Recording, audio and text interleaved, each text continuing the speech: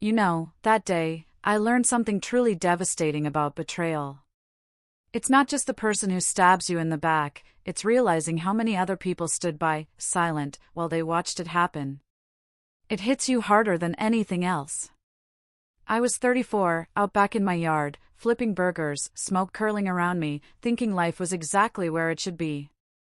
It was late June, a beautiful afternoon. My wife, Sarah, had just gotten a big promotion at her marketing firm, and we were celebrating. We had almost 20 people over, mostly her coworkers, a few of my friends, my business partner Michael and his wife Jessica, and my sister Chloe who'd come early to help me set up tables and string lights. I'd spent the whole morning getting everything ready, stocking coolers. Sarah was buzzing around in a sundress I'd never seen before, laughing a little louder than usual, and I just thought she was genuinely happy. I truly believed we had everything figured out. 9 years married, a beautiful house in the suburbs I'd renovated almost entirely myself. From the outside, we were the couple everyone looked up to. We didn't have kids yet, Sarah wanted to focus on her career, and I respected that. We had time, right? I trusted her completely. Never once checked her phone, never questioned where she was. Looking back, that wasn't trust. That was just me being completely oblivious. Then Brooke showed up, Sarah's best friend since college. She was already a few drinks in, which wasn't unusual. Brooke had a reputation for being the brutally honest one after a few cocktails, which really just meant she was rude and blamed it on alcohol. She marched straight to the cooler, grabbed a beer, and then planted herself right next to me at the grill. I could smell the vodka on her breath when she leaned in to ask how the burgers were coming. She swayed slightly, watching me, and then she hit me with it. "Has Sarah told you about Kevin yet?" Kevin? I had no idea who she was talking about. I looked up from the sizzling patties. "What do you mean?" Brooke let out this sharp, bitter laugh. "She really hasn't told you?" She took a long, slow drink, scanning the yard, making sure everyone was listening. Then, loud enough that conversations around us started to die down, she just said it. "When are you finally going to leave her?" It wasn't a question. It was an accusation. I heard Michael call my name from across the yard, already starting to walk toward us. Chloe stopped mid-sentence, staring. The people closest to us just went completely silent. I stood there, tongs in hand, smoke rising behind me, asking Brooke what the hell she was talking about. She tilted her head, like I was a child who couldn't grasp something obvious. "You mean, you don't know?" "No," I said, my voice tight. "I don't know anything." And that's when her eyes went wide. For a second, she looked genuinely scared. She clapped a hand over her mouth and whispered, "Wait. He doesn't know." I heard someone gasp. Just then, Sarah came out the back door, carrying a tray of buns. She took one look at the scene, Brooke standing next to me, everyone staring in dead silence, and the tray just slipped from her hands. It crashed onto the deck. Buns went everywhere. The ceramic plate shattered into pieces. Sarah just froze. I looked at my wife, then back at Brooke, and asked again, "What am I supposed to know?" Brooke glanced at Sarah, then back at me. "Kevin from the office." They'd been together, and she just trailed off. She didn't need to finish. I saw it written all over Sarah's face. Pure panic. She started walking toward me, hands held up defensively. I kept my eyes locked on hers. "Is it true?" She opened her mouth, but nothing came out. Then, a quiet whisper, "We should talk inside." "No," I said, my voice firmer than I thought possible. "We can talk right here." Since apparently everyone else already knows. Sarah started to cry, mascara streaking down her face. She looked at Brooke. "You had no right." Brooke just shrugged. Someone needed to tell him. And that's when it hit me. This wasn't new information to anyone but me. I looked around at the faces in my backyard, Sarah's coworkers, people I'd fed and entertained for years, and I saw guilt, discomfort. They knew. All of them. I asked Sarah, how long? She shook her head. We need privacy. I raised my voice, not yelling, but it cut through the silence. Answer the question. She looked down at the broken plate, then whispered, 8 months. 8 months. I'd been planning our 10-year anniversary trip for 8 months. Working extra jobs, saving for a bigger house, for 8 months. And the whole time, she'd been sleeping with someone else. Chloe grabbed my arm, trying to pull me inside. Michael started gently herding guests toward the front yard. But I told everyone to stay exactly where they were. If this is happening, I said, looking at Sarah, it's happening with witnesses. She begged me, please, don't do this. We can work it out. It was a mistake. I asked her, do you love him? She didn't answer. And that was an answer in itself. That's when Brooke chimed in again. She was talking to a divorce attorney 3 weeks ago, asking about asset division. I pulled out my phone. Right there, in front of everyone, I texted my attorney, Lisa. Told her I needed an emergency meeting first thing Monday. Told her I wanted the most aggressive divorce possible. Sarah saw me typing, her eyes wide. What are you doing? You have until the end of the day to pack and get out, I told her. You can figure out where to go. You're not sleeping under my roof tonight. Chloe started to say maybe I should think this through, but I cut her off. Suddenly, a car pulled up out front and someone called Sarah's name. One of her coworkers went to check and came back. It's Kevin. Apparently, Sarah had texted him during the confrontation. He walked around the side, looking confused, and when he saw Sarah crying, he started toward her. I stepped between them. Get off my property. Michael grabbed my shoulders, saying, it's not worth it. Kevin backed up, muttering something about not wanting trouble. I watched him get back in his car and drive away while Sarah sobbed on the deck. I walked inside, grabbed my laptop and work files, threw some clothes into a bag, and walked past everyone without another word. I got in my truck and drove to a hotel near the highway. Checked in, sat on the edge of the bed. My phone started blowing up, texts from Sarah, from Chloe, from people at the party. I turned it off and just stared at the wall. 9 years gone. Just like that, in one drunken confession at a barbecue I'd spent all morning preparing for. It's rarely the cheating itself that does the most damage. It's realizing everyone around you knew and said nothing.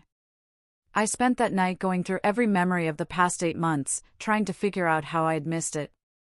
The business trip Sarah took in March that was supposedly mandatory. The girls' nights that became more frequent.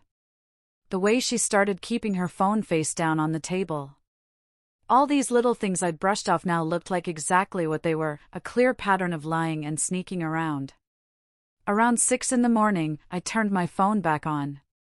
It immediately started buzzing. Sarah had sent 43 texts, ranging from apologies to anger to begging me to come home. Chloe sent a dozen, asking if I was okay. Michael sent one that just said, I have your back. I ignored them all. I called Lisa's office the second they opened Monday morning. Lisa had handled the legal paperwork when I started my landscaping company, and I trusted her. She was sharp and didn't waste time. I met her at her office at 8:30 and laid everything out. She listened without interrupting, taking notes. When I finished, she asked if I had any proof beyond Brooke's confession. I told her I had 20 witnesses who heard Sarah not deny it. And Brooke had mentioned Sarah already consulting a divorce attorney, which meant she'd been planning this. Lisa said that was good, but we needed more. We needed documentation. Messages. Anything that would prove Sarah had been strategically positioning herself to leave with half of everything I'd built. I told Lisa about the house, how I'd bought it as a fixer-upper before we got married, and spent 3 years renovating it, mostly with my own labor. How the landscaping business was something I'd started from nothing. Sarah had contributed financially once she started making decent money, but the foundation of everything came from my work. Lisa asked about joint accounts and shared assets, and I realized Sarah had access to everything: our savings, the business account, even the credit cards tied to my company expenses. Lisa's voice was firm. "We need to protect your assets today, David. Not tomorrow." We spent the next 2 hours going through financial documents. Lisa was making calls, freezing joint accounts, setting up new ones in just my name. She contacted my bank, got them to flag any large withdrawals or transfers from our shared savings, and helped me move my business funds into a completely separate account Sarah couldn't touch. She also drafted a formal separation agreement and said we needed to serve Sarah with divorce papers as soon as possible. Lisa asked if I wanted to try mediation or go straight to litigation. I told her I wanted the most aggressive approach possible, because Sarah had already shown she was willing to plan behind my back. She started outlining our strategy. We'd file for divorce, citing irreconcilable differences. We'd fight for me to keep the house based on my pre-marriage ownership and renovation investment. And we'd argue that the business was mine since I'd founded it before we married. The problem was, Sarah's name was on the house title. I'd added her after we got married, thinking it was the right thing to do. Lisa said that complicated things, but wasn't impossible, especially if we could prove I'd put significantly more into the property than Sarah had. I pulled up records showing I'd paid the down payment from my savings. I'd done most of the renovation work myself, which saved tens of thousands in contractor costs.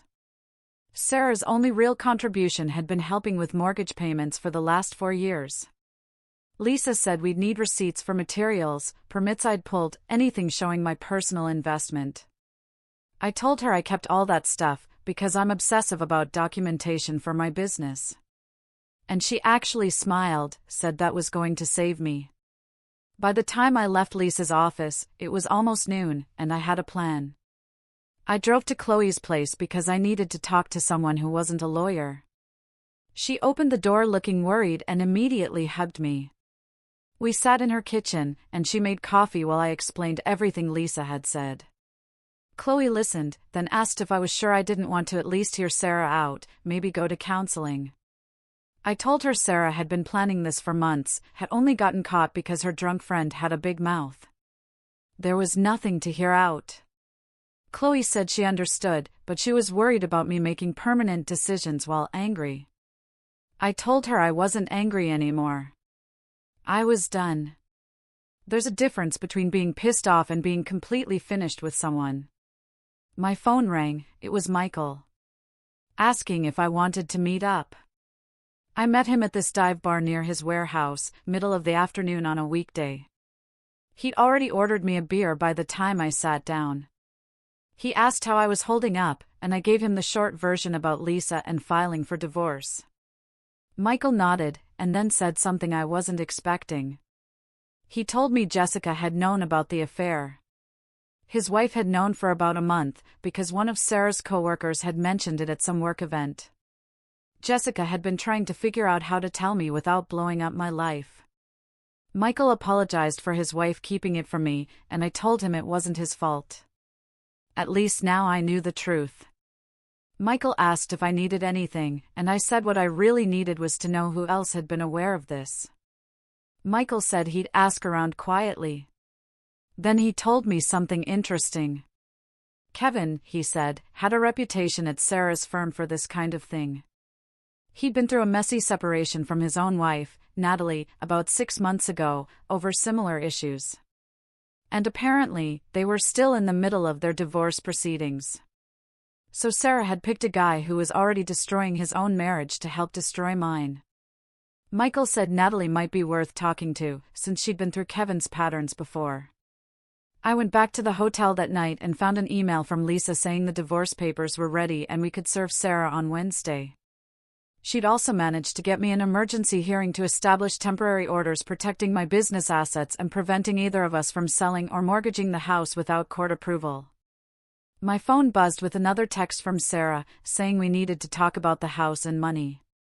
I didn't respond. From now on, everything went through lawyers. When you're dealing with betrayal on this level, emotion is your enemy, and documentation is your best friend. My obsessive record-keeping for my business became the shield that protected everything I'd built. Also, notice how quickly I moved to secure my assets.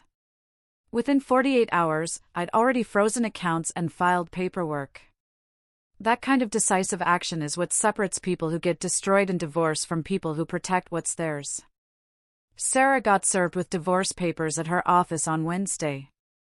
According to Lisa's process server, she'd made a scene, crying in front of her coworkers, before locking herself in a conference room. Lisa called me that afternoon saying Sarah's attorney, Stephanie, had already reached out, trying to negotiate, which meant Sarah was panicking. The temporary orders had gone through, and the judge had frozen all major assets pending the divorce proceedings. Sarah had moved in with another coworker, according to Chloe, not Brooke, interestingly enough. And I told my sister I didn't want updates about Sarah's life. The next 2 weeks were documentation and meetings with Lisa. We built our case focusing on my pre-marriage ownership of the house, my personal investment in renovations, and the fact that my landscaping business existed independently of the marriage. Lisa had me pull together every receipt from the house projects, every permit, every invoice for materials I'd purchased over 3 years of renovations. I found boxes of paperwork showing I'd spent close to $80,000 in materials alone, not counting the hundreds of hours I'd put in doing the work myself. Lisa said if we valued my labor at even a modest contractor rate, we could argue I'd invested well over $200,000 into a property I'd bought before marrying Sarah. Lisa also subpoenaed Sarah's phone records and work emails through discovery. And that's when things got really interesting. The phone records showed months of calls and texts between Sarah and Kevin. But more importantly, they showed calls to 3 different divorce attorneys starting back in February. Sarah had been planning to leave me for at least 4 months before Brooke's confession. Which meant the promotion celebration, the barbecue, all of it had been a performance while she positioned herself to exit the marriage on her terms. Lisa found emails between Sarah and one of those attorneys discussing asset valuation and strategies for claiming half the business. There was even a spreadsheet Sarah had made, listing everything we owned with estimated values. She'd been calculating what she could take, down to the furniture in my truck. This wasn't a woman who'd made a mistake. This was someone who'd been methodically planning to gut me financially while pretending everything was fine. Then Lisa did something I hadn't expected. She reached out to Natalie, Kevin's wife, through her attorney. Turns out Natalie was more than willing to talk because she was dealing with her own divorce from Kevin and had her own evidence of his pattern of affairs. Natalie provided a statement detailing how Kevin had done this before, how he cheated on her with at least 2 other married women from his workplace, and how he specifically targeted women in relationships because he got off on the drama and destruction. Lisa used this to paint a picture not just of Sarah's calculated planning, but of Kevin as a serial homewrecker who'd pursued my wife as part of a pattern. It wasn't about Sarah being special or their connection being real. It was about Kevin collecting married women like trophies and Sarah being naive enough to fall for it. Lisa used all of this in our court filings, arguing that Sarah had acted in bad faith, had hidden her intentions while gathering financial information, and shouldn't be rewarded for strategic deception. Stephanie tried to counter, saying Sarah had every right to consult attorneys and protect her interests, but the timeline made Sarah look calculated and dishonest. We had our first hearing in early August, and I sat in that courtroom watching Sarah testify about her contributions to the marriage and how she deserved half of everything. She was wearing this conservative dress, looking like the victim. Stephanie asked her questions designed to make it sound like she'd been an equal partner who'd sacrificed her own career growth to support my business. It was complete fiction, because Sarah had always prioritized her marketing job, and I'd built my company on my own time. Then Lisa got her turn, and it was brutal. She pulled up the phone record showing when Sarah had first contacted Kevin, February 14th, Valentine's Day. Which was almost poetic in how twisted it was. She showed the timeline of Sarah consulting divorce attorneys while still sleeping next to me every night, still letting me plan our anniversary trip, still accepting the renovations I was doing on our house. Lisa asked Sarah directly if she'd made the asset spreadsheet, and Sarah had to admit she had. When Lisa asked why she needed that if she wasn't planning to divorce me, Sarah stammered something about wanting to understand our financial position, but it sounded weak, and the judge's expression made it clear he wasn't buying it. Lisa finished by asking if Sarah had ever told me she was unhappy or suggested counseling before starting her affair, and Sarah admitted she hadn't. The judge didn't make a final ruling that day, but he granted me continued sole access to the business accounts and indicated he was concerned about Sarah's credibility given the documented timeline of her planning. We had another hearing scheduled for late September to finalize asset division, but Lisa felt confident we'd won the important battle. Sarah's attorney tried one more negotiation attempt, offering to accept 30% of assets if we settled immediately. I told Lisa, absolutely not. We were going all the way. The final hearing happened on a Friday in late September and lasted almost 4 hours.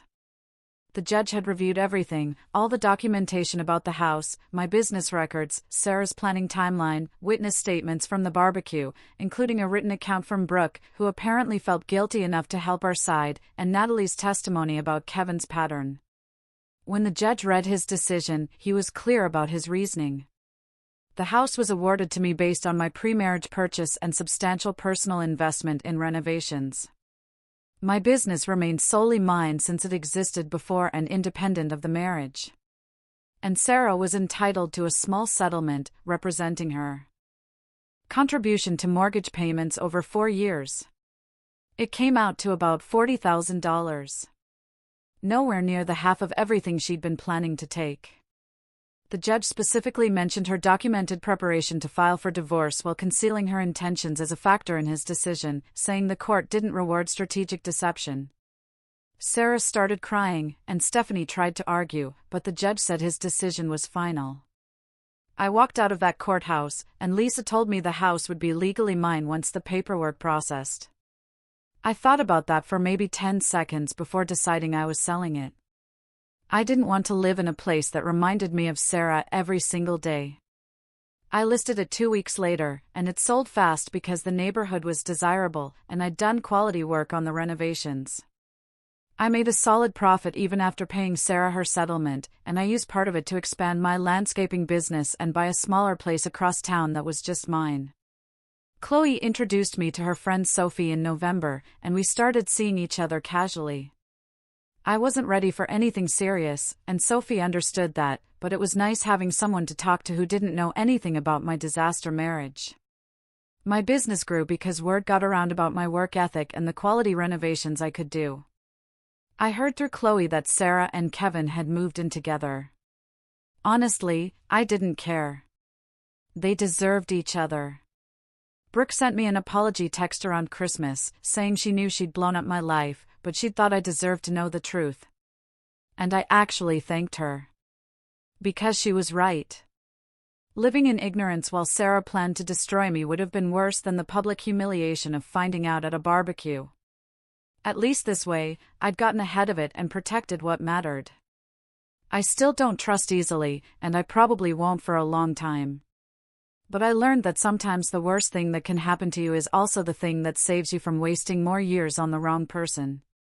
It's truly eye-opening to realize when someone sees you as a financial placeholder, not a partner. Sarah's spreadsheet, titled Divorce Assets, showed exactly how she viewed our marriage, as a business arrangement to liquidate for maximum profit. She thought she could control the timeline and walk away with half of everything. But she didn't account for a drunk friend, a husband who moved faster than expected, and a judge who saw through the performance. Now, I want to hear from you. Would you have handled the barbecue confrontation the same way, keeping everyone there as witnesses, or would you have taken it private?